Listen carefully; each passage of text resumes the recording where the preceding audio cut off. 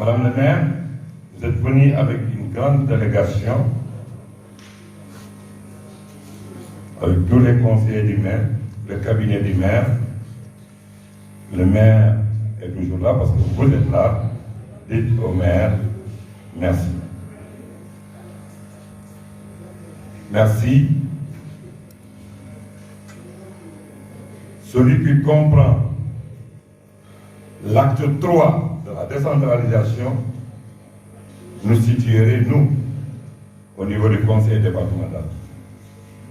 J'ai l'habitude de dire, depuis ma première fonction, quand j'étais au temps des communautés rurales, quand j'étais à Baïla, j'ai dit à monsieur le président des communautés rurales, quand vous avez la chance d'avoir une structure de formation professionnelle chez vous, vous êtes riche.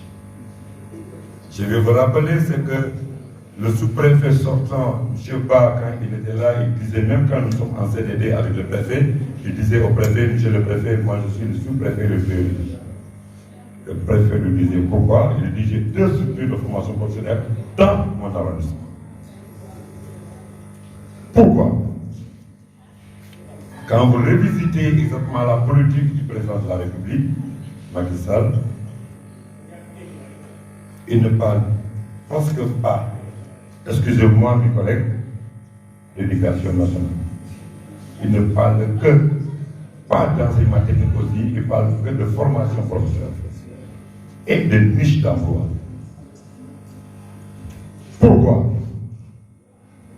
Parce que dans leur politique d'emploi, ils ne peuvent pas donner de l'emploi tant qu'il n'y a pas d'acquisition de compétences.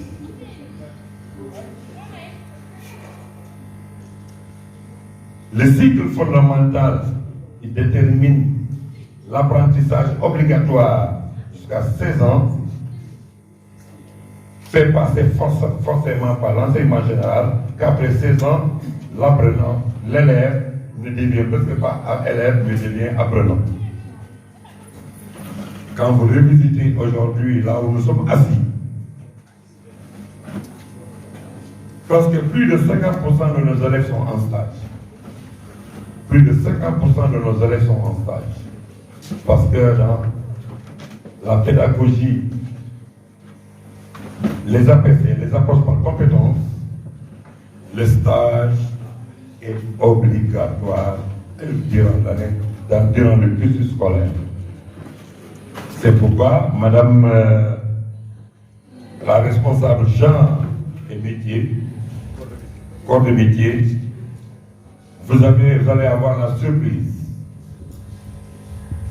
Ici, c'est l'égalité. Le genre, c'est là. La différence entre les hommes et les femmes, c'est peut-être 4.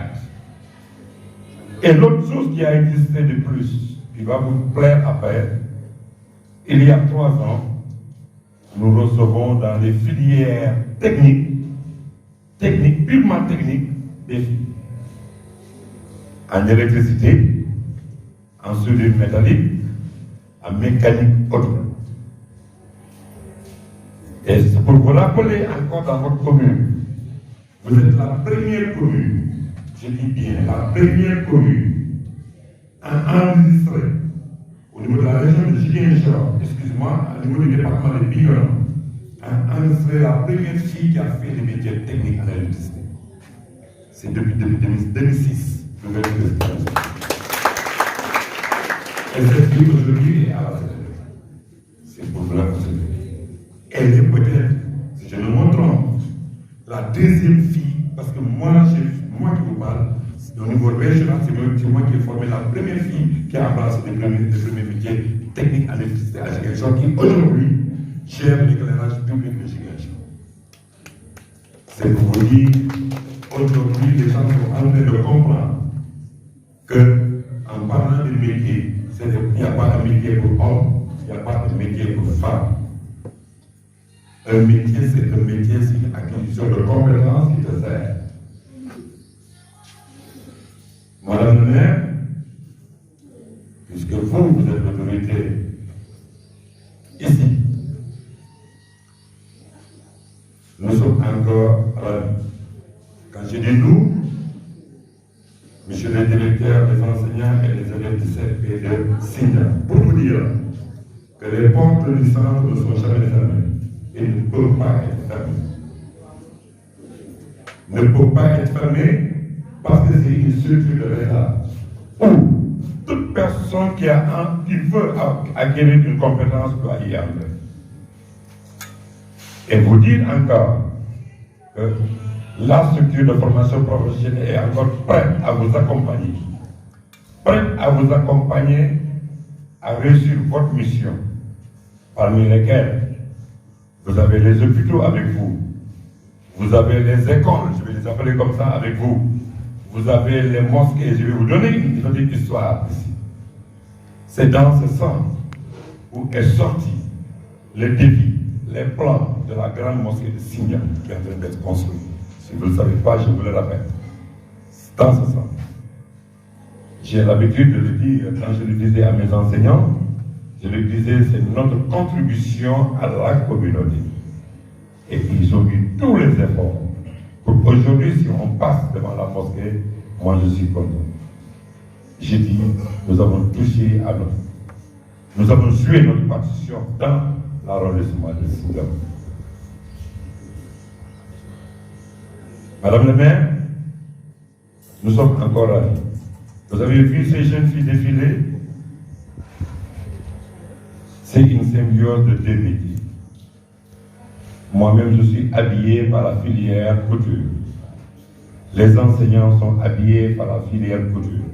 Les élèves que vous avez vus sont habillés par la filière couture. Mais pire encore, les jeunes filles qui ont défilé ont été coiffées par la filière coiffure. Vous aurez encore la surprise, parce que nous allons faire la visite des ateliers. Vous allez voir le lien entre les métiers qui existent. Vous avez la chance d'être dans une zone où vous avez une structure de formation professionnelle. Vous êtes riche, madame le maire. Applaudissez pour elle. Madame le maire de Bignona viendra vous demander un service. Parce qu'il n'a pas ce que vous avez. Le maire de Bignona n'a qu'une filière en économie familiale et sociale. Ça veut dire quoi? Couture, restauration, coiffure. Fini. Beaucoup d'élèves de Bignona veulent venir prendre ici un métier. Quand le chef de cabinet de maire dit j'ai mon neveu, son neveu vient de Bignona. S'il y avait des métiers industriels à Bignona, il ne l'aurait pas reçu sur lui. S'il l'a reçu sur lui, c'est parce que vous, étant au fin fond de la bourse, vous avez la chance d'accompagner tous les maires de l'arrondissement, même du département de Bignona. Ça, c'est une recherche, c'est pour vous, vous le prenez. Je dis merci aux enseignants. Si nous sommes là, si nous parlons de couture, nous parlons de coiffure, nous parlons d'industrie, nous avons des apprenants qui nous parlent la langue de Molière, nous avons des enseignants qui sont quelque part des scientifiques parce que celui qui fait les métiers techniques, j'ai l'habitude de dire, qui est forcément un scientifique. Pourquoi? Quand nous étions dans les classes, monsieur le chef de cabinet, au début on parlait de terminal, de CNT et autres. Et moi étant professeur en électrotech, ce qu'on fait voir à un élève de terminal, c'est l'infini que l'autre a dit que l'on peut lui faire voir. C'est pour vous dire que c'est des scientifiques qui sont là. Il doit encore embrasser davantage ce métier de scientifique parce qu'on nous dit qu'il faut prôner la science. La science et la technologie, c'est l'utilisation de la matière grise pour accompagner les politiques de l'État par rapport à la commune. Parce que nous parlons de commune à l'instant. Parce que nous sommes dans la commune. Monsieur le Président du gouvernement scolaire, je vais utiliser votre porte pour dire encore merci aux apprenants.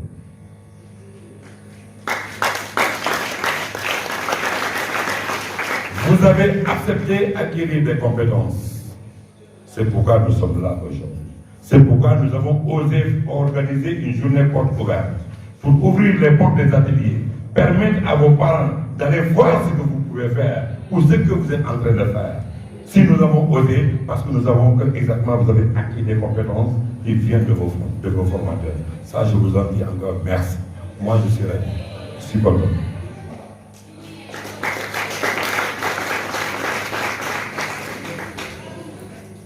Madame la maire, je disais ici, si nous sommes assignants, c'est vous. Vous avez dit ici que vous nous interpellez pour qu'on puisse encore réfléchir à ouvrir des filières. Je vais vous rappeler la politique de l'État, quelle est la vision du président de la République qui est aujourd'hui menée par le ministère de la formation professionnelle. Qu'est-ce qu'on nous dit? N'ouvrez pas une filière parce que vous voulez l'ouvrir, ouvrez une filière en fonction du besoin du milieu. Ce qui vous interpelle. Toute filière que nous allons vouloir ouvrir ici, nous allons la travailler avec vous pour voir est-ce que cette filière elle est porteuse. Voici ce que nous dit. On peut fermer une filière pour ouvrir une autre filière. Parce que notre mission, c'est de donner des compétences par rapport aux jeunes pour qu'ils puissent rester chez eux, gagner leur vie chez eux et aider la communauté là où ils sont. C'est ça notre mission. Et cette mission, nous allons la réussir avec vous. Toute filière, si vous avez une idée de filière, il faut approcher de nous, on réfléchit ensemble, on met une commission ensemble, on réfléchit, on peut même inviter les inspecteurs. Et toute filière qui n'a pas de programme peut être réécrite. Et l'État a mis de l'argent pour la réécriture des programmes. Pour vous dire, la politique de l'État est aujourd'hui parfaite. Il nous reste à nous de la concrétiser. C'est pourquoi je vous rassure, Madame la maire, que tout métier que vous pensez qu'il est bon, utile par rapport à vos sondages, dans votre commune, venez nous saisir, on réfléchit ensemble, nous la mettons en place. Si on n'a pas les bâtiments, ensemble avec vous, nous allons réfléchir comment trouver le bâtiment où loger cette structure. C'est ça, je vous donne cette garantie et je vous dis exactement que nos portes sont encore ouvertes pour vous. Ça, c'est une chose.